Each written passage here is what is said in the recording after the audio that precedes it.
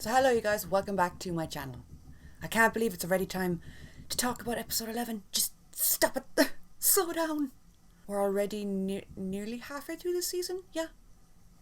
Next episode is going to be the exact halfway point because there's 24 episodes this season. I would say let's not think about it, but I'm kind of the one that brought it up and made you think about it, so I'm sorry. Yeah. There's like roadworks going on around me. So if you can hear that incessant drilling in the background, that's been going through my head for like a week. Before we get started, as usual, I'm just reminding you guys that I have a Patreon where the more extended version of my Walking Dead reactions are posted.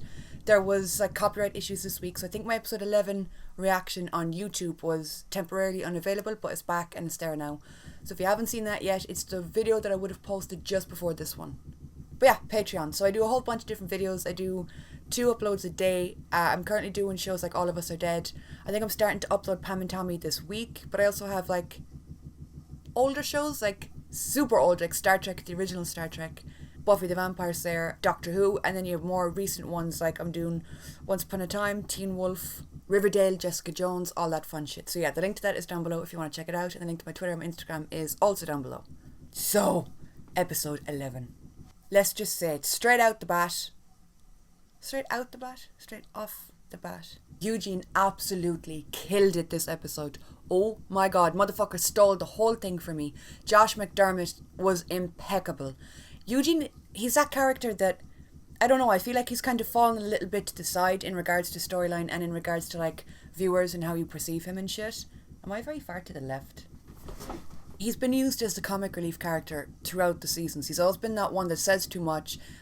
He said a funny thing and he just kind of stands to the side or the background.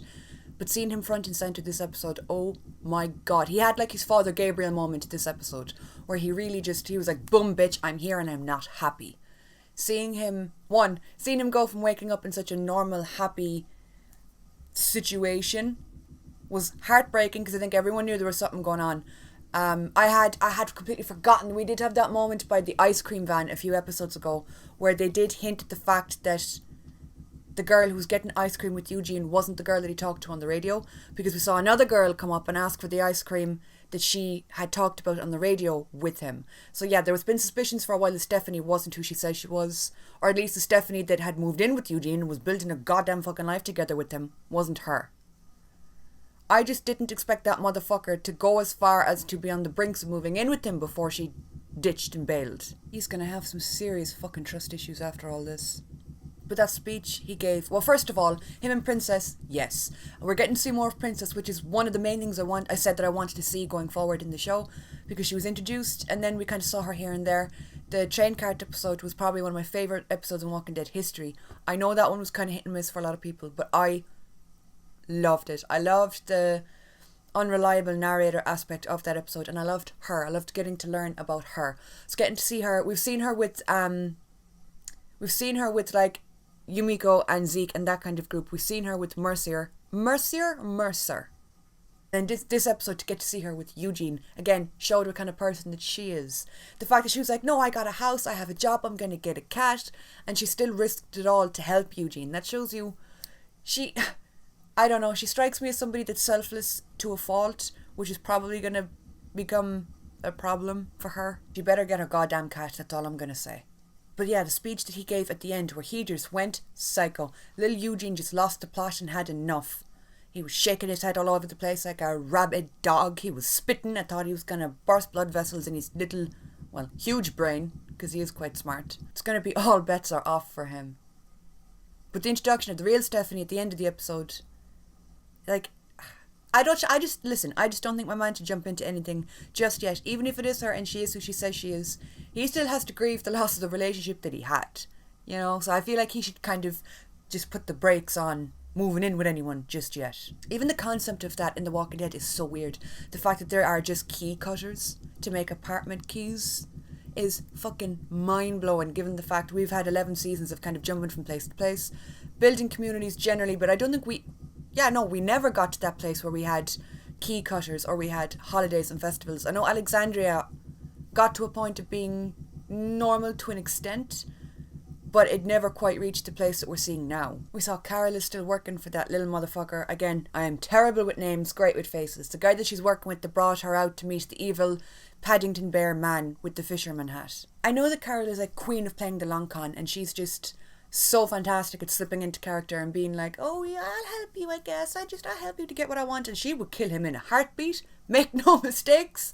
So I'm kind of like, okay, where is this going? Where the fuck is this going? Is she just going to do what he says, and then as soon as Zeke gets the surgery, she's going to be like, oh, it's time to go bye-bye, motherfucker. Remember all those errands you had me run? I never wanted to be an assistant, but I can assist you in dying.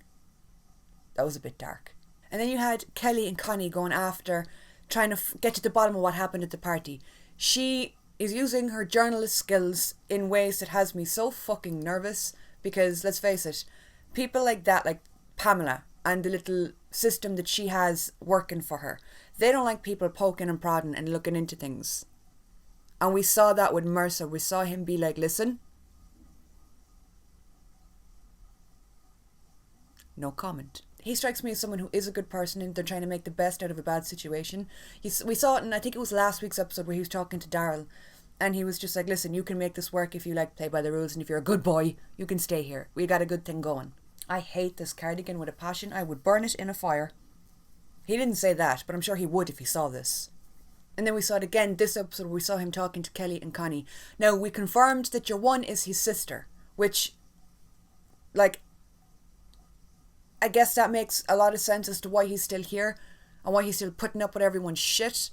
If his sister is here and he feels like he kind of has to keep going or play nice to stay here and to keep her here, I get it, and that makes sense as to why he's doing a lot of stuff he's doing, because he does seem like a good person, and he does seem like somebody who'd have a problem with a lot of the shit that's happening, but instead he's kind of choosing to just bury his head in the sand and play along, so him, probably more so that his sister will be safe. But yeah, back to Kelly and Connie. Listen, they're, even in real life world, in regular world, people up top don't like people pushing and prodding and trying to find out shit. So Kelly and Connie, they're eventually going to step on someone's toes, and I'm just like, listen, we have 12 episodes left. Alright? Shit is going to start to get real freaky real fast, and I don't know when they're going to start killing off people, but I can sense it. Okay? My feelings can sense it. I don't know what that list of names was that got shoved under the door. You could pull a total bitch move, which I would, and I would photocopy the list, and I'd be like, you kill me, somehow, this list is going to get sent to everybody here. I don't even understand what the list is, but fuck it, I'm going to distribute it. All in all, I did like this episode. I feel like it wasn't as strong as the last two, but I do like that it gave us a different feel. It gave us that detective whodunit kind of vibe. Last episode we had the ball, it felt very, I don't know, it felt very like big and luxurious and weird. This episode then was much kind of smaller scale, grittier, whodunit. You, the viewer, only knows as much as the character on screen knows. And I do like it when shows pull that shit, because you're kept guessing. You're kind of going a little bit nuts with the character on screen, trying to figure out what the fuck is going on. You're trying to yell through the screen at them what to do, but even you don't know because you don't have all the information. And I like that style of storytelling, but I do feel like this episode was just, you had two side-by-side mysteries going on as you watched the episode, but it still felt a bit slow. It felt a bit muddied and a bit clunky. It didn't quite flow the way you'd expect it to. And with 11B getting off to such a big, like, loud, in-your-face start with the first two episodes, yeah, I kind of was expecting things to quieten down and come to a lull, because you can't keep that kind of energy up for a full half a season or for a full segment of a season. So I'm not that surprised that we got a slower paced episode. I did like it. I thought it was different. It still surprises me that even though we're 11 seasons in, they're still managing to do things that are weird, different, and kind of unseen for the show. To keep things that fresh and that new 11 seasons in is something. One thing I really did like about this episode is it put the light on people who don't usually get a whole bunch of screen time. And it did it in a way that you can enjoy it without getting nervous. Because if this was a regular episode and Eugene's scenes were just splattered in among everything, you'd be thinking, alright, so Eugene's going to die next because he got a little surge in screen time. But it's the fact that this whole episode was centered around Eugene, Princess, you had Mercer in there, Kelly and Connie. They're characters that don't really get a whole lot of screen time, and some of them are the newer ones, so they haven't really had a whole lot of time to be like, hi, this is me. So it was nice that we got to focus in on characters that you don't see a whole lot of all the time. But yeah, those are just some of my thoughts on this episode. I have to say, Eugene stole it for me. He absolutely stole the whole thing. Josh, We've known for a while he's a good actor because Eugene can get such like visceral reactions out of people and responses out of people. Viewers now I'm talking about. So to have him give such, I don't know, I liked his character all along, but I never particularly felt like I clicked with him or that I could resonate with him. But when you saw him at the end, he was just at the end of everything he had to give, and he was standing at the end of the stairs looking up at the dude. You felt everything that he was feeling. I felt enraged on his behalf. And I don't know, man, it takes a good fucking actor to pull something like that off, and I have to say he absolutely nailed it. So I enjoyed this episode for what it was. And like that, all it kind of did is it furthered the paranoia and it furthered the suspicion for moving forward with storylines and blah de blah de blah. Hopefully we're going to get to meet the real Stephanie soon and Eugene can take her for ice cream. Motherfucker's hands are still sticky from the last 2 ice creams he had to hold all day long when he was stood up.